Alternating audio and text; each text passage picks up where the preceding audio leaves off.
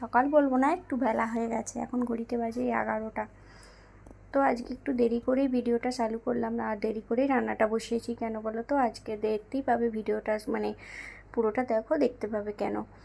তো যাই হোক, দেখো এদিকে মাছের ডিমগুলো ভাজছি আর এদিকে ভাত হচ্ছে। তো যাই হোক, শুভ সকাল বন্ধুরা, কেমন আছো তোমরা? আশা করি তোমরা সবাই ভালো আছো, আমরা ওইদিকে সবাই ভালো আছি। দেখো আখের রস এসছে, তো দীপ বলছে মা আখের রস খাবো। তো ওর বাবা, আজ তো ছুটি, আজ রবিবার, ওর বাবা বাড়িতে আছে, তাই বলছে তো আখের রস। এখন ফোনপের যুগে কি অসুবিধা হয়েছে বলো তো, খুচরো টাকা মানে যে দেবো 10-20 টাকা মানুষের হাতে থাকছে না।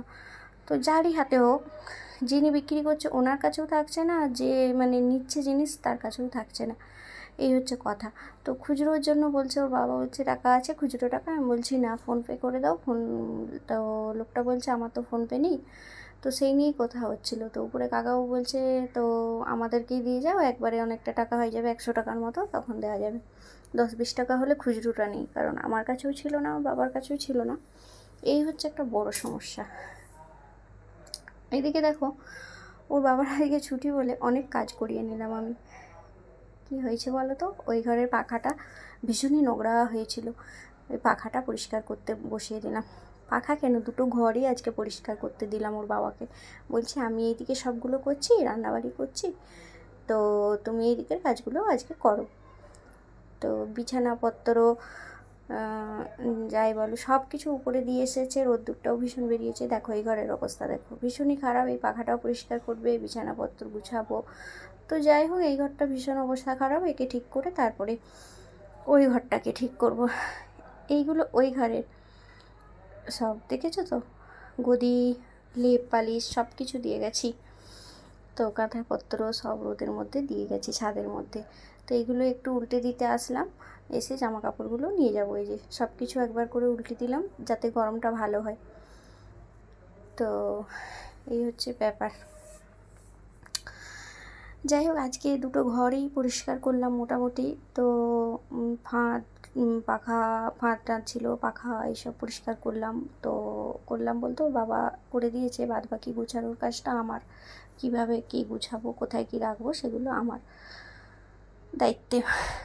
এদিকে আমি রান্না করতে করতে এদিকে চলে আসলাম, তো ওর বাবা ওই দিকের কাজগুলো করছে। তো দেখো এই ঘরটা সুন্দর করে গুছিয়ে নিয়েছি, রান্না আমার কমপ্লিট হয়ে গেছে। আর এদিকে ক্লিপটা রেখে দিলাম এইখানে, এই যে গদিটা এখনও রাখা হয়নি, এইগুলো জামা কাপড়, পাখাটা পরিষ্কার করছিল বলে তাই ওইখানে রাখলাম।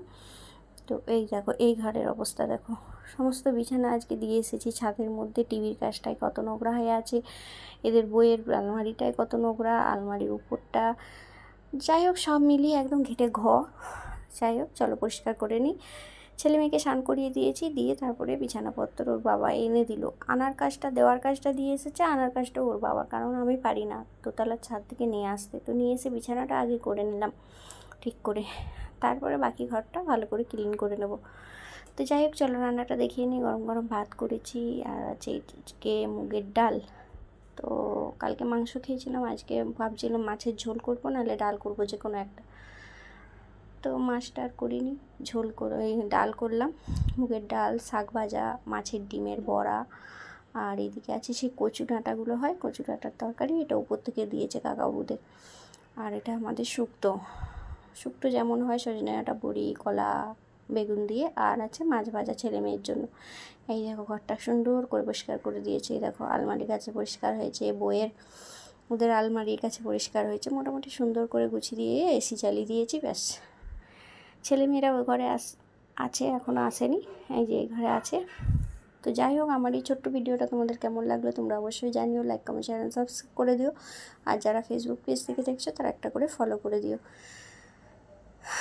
এইদিকে দেখো মেয়েটা খেলনা বাটি নিয়ে খেলতে বসেছে, বলছি চ ভাত খাবি, ভাত খাবি না, কিছুতেই খাবে না। আর মা এখানে শুয়ে আছে, মা আজকে চলে যাবে বলেছিল, তো যেতে দেয়নি আমরা, বলছে সামনের রবিবার যাবে, থেকে যাও, তো কী করবে গিয়ে, তাই না?